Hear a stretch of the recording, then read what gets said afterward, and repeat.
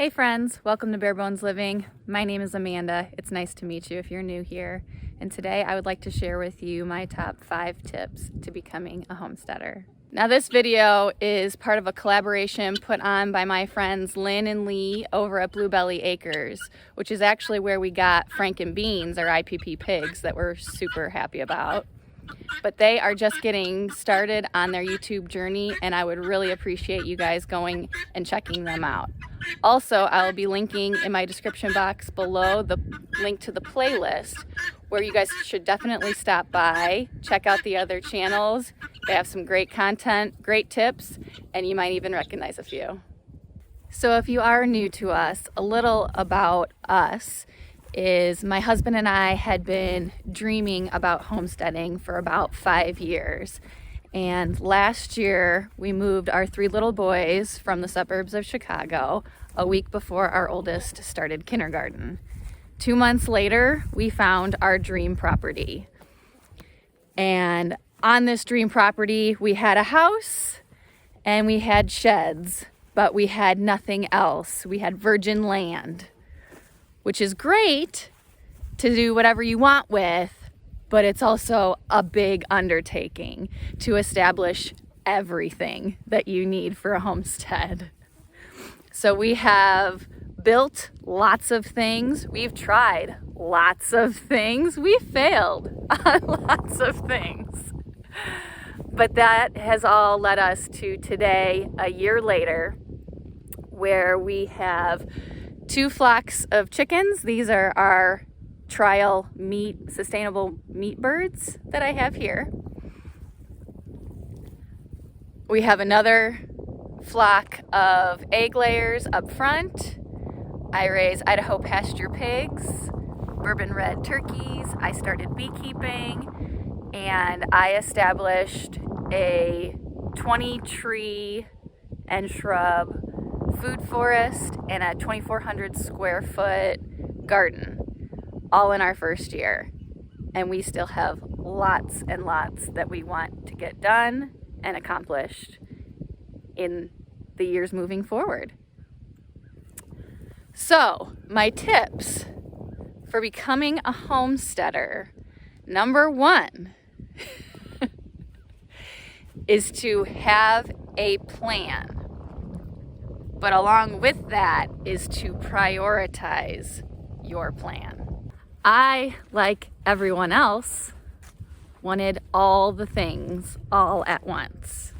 And my husband is very much my sounding board, and he keeps my feet firmly planted on the ground and puts restrictions on me, which is good, because if you get ahead of yourself, that's when things can get overwhelming. So he had me come up with a list of things that I wanted on our homestead.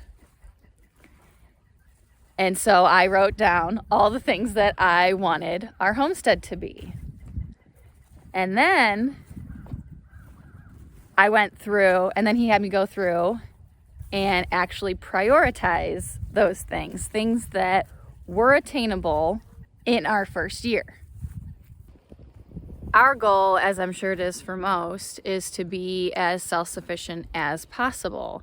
And so I wanted to start my perennials and my orchard or my food forest as soon as possible, because I know that this is going to take many years for this to actually get up and running and providing for my family. So that was a high priority for me. A high priority for you could be something different, but that's what it was for me. I also think that prioritizing things helps you to focus, because when you're starting out and you want all the things and you have the possibility of all the things, focus can be very difficult. I know. And so prioritizing definitely helps with focus and making it more manageable. Tip number 2 is do not rush. Rushing seems to get a lot of people into trouble.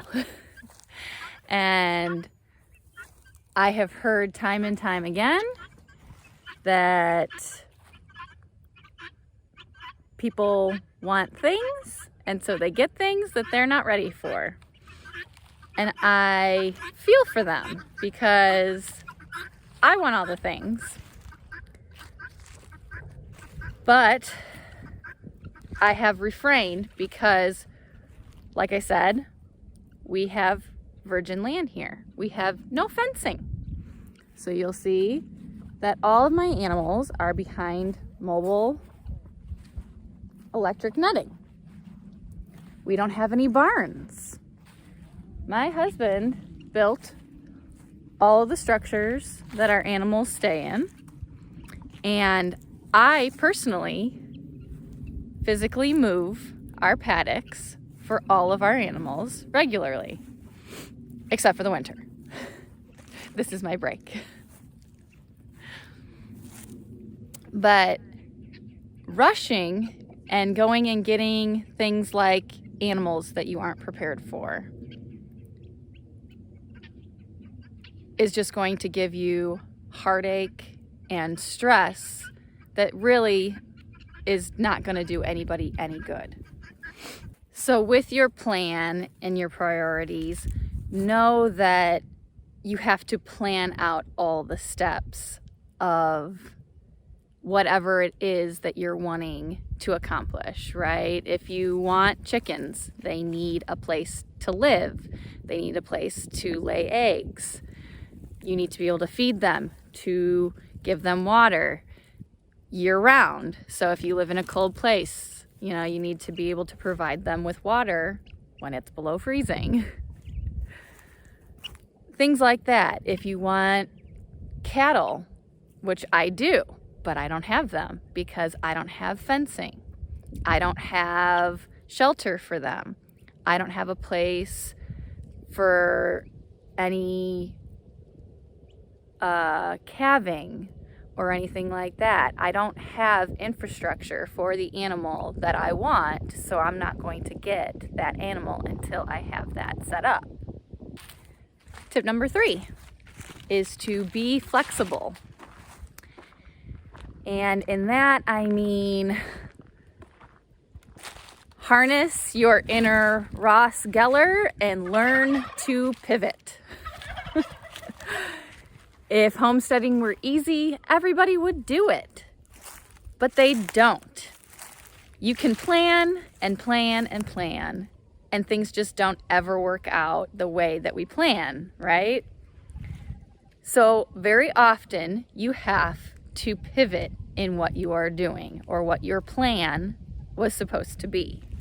And that can look anything from I thought I was going to be eating breakfast and drinking my morning coffee to I need to wrangle a bunch of turkeys that decided to get a wild feather and break out of their enclosure, to changing, say, your blueprint for animal housing.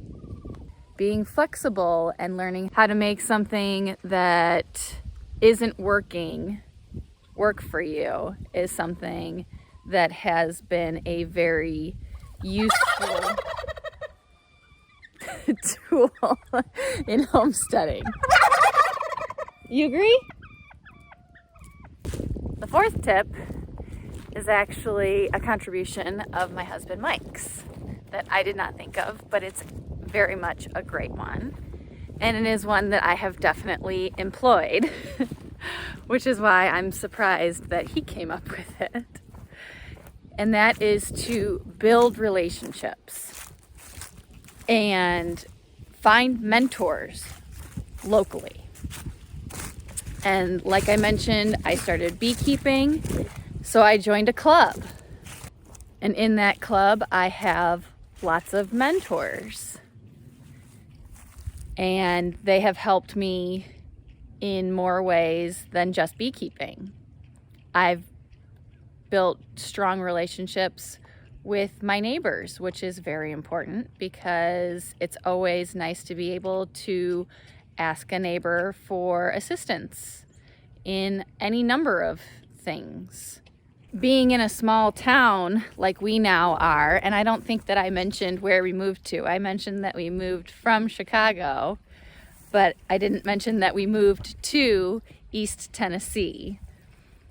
And being in a small rural community, having neighbors and having relationships with my community has been extremely important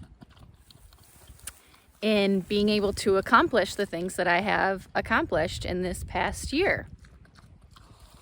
I have met multiple other mentors, like pig mentors, at places like my Azure Drop, where I met a new friend that actually allowed me to come over and experience a pig butchering before I actually just butchered his brother last week and put him in the freezer.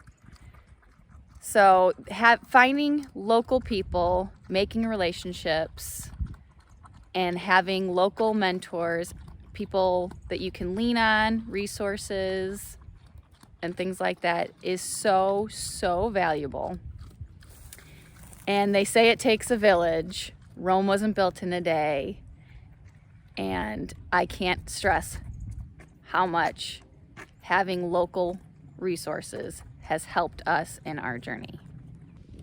And last but not least, my tip number 5 is to please, for the love of everything, give yourself grace. It is okay if you can't get everything done that you want to get done. It's okay if things don't go the way that they're supposed to. It will all work itself out in the end. And all that matters is that you have your health and your family at the end of the day. And there's always tomorrow. So the biggest thing that I have taken away from my first year in homesteading is just to give myself grace and knowing that tomorrow is another day. I am only one person, and it will all get done eventually. So I hope that you guys have enjoyed my 5 tips. They are all kind of around the same thing, I realize, but they're all lessons that I have learned, a lot of lessons that I have followed myself and found to work out very well. And I hope that even if you walk away with one little nugget of information from me, then I have done my due diligence. Thank you guys so much for joining me today. I hope to catch you on the next one. Thank you guys for stopping by today and joining in on our journey here at Bare Bones Living. We'll catch you on the next one.